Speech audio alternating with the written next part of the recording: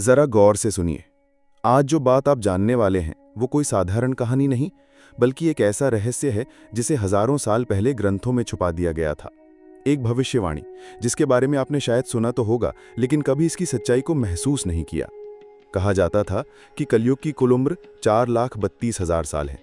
लेकिन जब जब धरती पर पाप अपनी चरम सीमा पर पहुंचता है, जब इंसान इंसानियत भूल जाता है और जब धर्म और अधर्म के बीच का फर्क मिटने लगता है, तब कालचक्र अपनी दिशा बदल देता है। जी हाँ, वही कालचक्र जो युगों की गति और धरती के हालात को नियंत्रित करता है।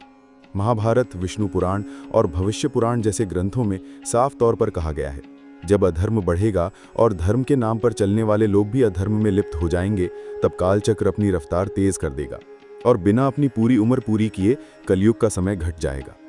और यही तो आज हो रहा है।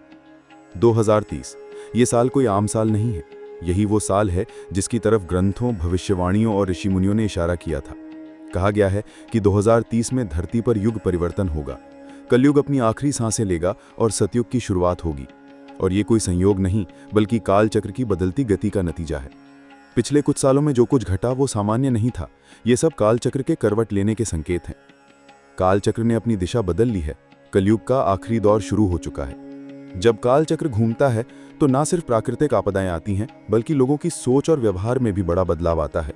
2025 के सावन महीने में दुनिया भर में कुछ ऐसे लक्षण दिखे जो ग्रंथों में हजारों साल पहले लिखे गए थे। पहला संकेत, आसमान में एक साथ 3-3 इंद्रधनुष दिखाई दिए।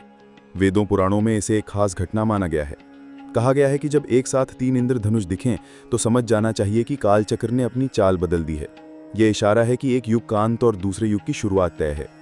दूसरा संकेत, सावन में सूखे हुए पुराने जल स्रोत अचानक से भरने लगे। सदियों से सूखी झीलें और तालाब पानी से लबालब हो गए। और सिर्फ इतना ही नहीं, उनमें हजारों साल पुरानी मूर्तियां, शिवलिंग और देवी देवताओं की प्रतिमाएं भी दिखने लगी। पुराण कहते हैं, जब मृत जल स्रोत जीवित उठे और पुरानी मूर्तियां प्रकट हों तो समझो कि कालचक्र अपनी अगली चाल चलने वाला है। तीसरा संकेत, शिव भक्ति में अचानक आई जबरदस्त बढ़ोतरी। 2025 के सावन में भारत ही नहीं, बल्कि नेपाल, भूटान और इंडोनेशिया तक के शिव मंदिरों में भक्तों की भीड़ उमड़ पड़ी। सबसे हैरानी की बात यह रही कि जिन युवाओं ने कभी मंदिर का रुख तक नहीं किया, वो भी खुद ब खुद शिव भक्ति की ओर खींचे चले आए। स्कंद पुराण और लिंग पुराण में लिखा है कि जब युग बदलता है तो महादेव के भक्त अचानक बढ़ने लगते हैं। चौथा संकेत, मौसम का अजीबोगरीब व्यवहार। 2025 के सावन में कई जगह एक ही दिन में 4-4 मौसम देखने को मिले। सुबह तेज धूप, दोपहर को आंधी, शाम को मूसलाधार बारिश और रात को ठंडक। ये सब सिर्फ भारत में नहीं, बल्कि दुनिया के अलग अलग हिस्सों में हुआ। अग्नि पुराण कहता है, जब ऋतुएं अपनी मर्यादा छोड़ दें तो समझ जाओ कि कालचक्र नया अध्याय लिखने वाला है। पांचवा संकेत, धरती के अंदर से आती अजीब आवाजें। सावन के महीने में कई जगह लोगों ने धरती के भीतर से कंपन और गूंज सुनी। वैज्ञानिकों ने इसे प्राकृतिक हलचल कहा, लेकिन गरुड़ पुराण और भविष्य पुराण में साफ लिखा है कि जब कालचक्र घूमता है तो धरती अपने भीतर से संकेत देने लगती है। छठा और सबसे बड़ा संकेत, लोगों का अचानक धर्म ग्रंथों की ओर खिंचाव। 2025 के सावन में लाखों लोगों ने न सिर्फ गीता और रामायण पढ़ी, बल्कि शिव पुराण, कालिका पुराण जैसे ग्रंथों की कथाएं भी सुननी शुरू कर दी थी। ये कोई साधारण धार्मिक उठान नहीं थी, बल्कि कालचक्र की दिशा बदलने का सबूत थी। अब सवाल उठता है कि आखिर 2030 में ऐसा क्या होगा। ग्रंथों के मुताबिक 2030 में खगोलीय घटना घटेगी जो धरती के वातावरण को पूरी तरह से बदल देगी। एक दिव्य तारा जो हजारों साल बाद निकलेगा और उसके उदय होते ही धरती से बुराई का असर कम होने लगेगा। इंसानों के दिल में खुद ब खुद दया, प्रेम और भक्ति का जन्म होगा और फिर धीरे धीरे सतयुग की शुरुआत होगी। यह घटना इतनी अद्भुत होगी कि विज्ञान भी इसका कारण नहीं समझ पाएगा। इतिहास में इसे धरती का सबसे बड़ा युग परिवर्तन कहा जाएगा। तो अगर आप भी इन संकेतों को महसूस कर रहे हैं, अगर आपके अंदर भी एक अजीब सी बेचैनी है, या आप भी अचानक शिव भक्ति की ओर खींच रहे हैं, तो समझ जाइए कि आप भी उस कालचक्र के बदलाव का हिस्सा बनने वाले हैं। सावधान रहिए, सजग रहिए, क्योंकि युग बदलने वाला है। 2030 में सतयुग का द्वार खुलने वाला है। लेकिन ये बात यहीं खत्म नहीं होती। ग्रंथों में एक और रहस्यमय घटना का जिक्र है, 2030 की वो खगोलीय घटना।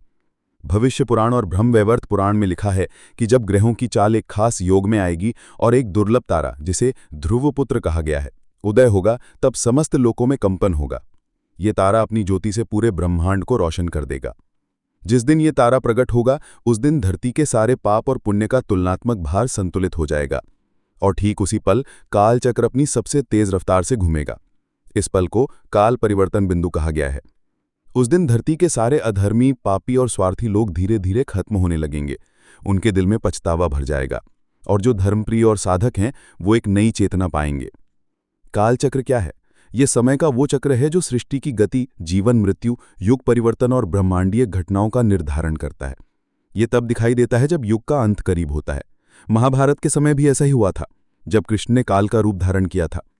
कलयुग की उम्र 4,32,000 साल है, लेकिन जब अधर्म बहुत ज्यादा बढ़ जाता है तो भगवान विष्णु कालचक्र को आदेश देकर कलयुग की गति कम कर देते हैं। और अब ठीक यही हो रहा है।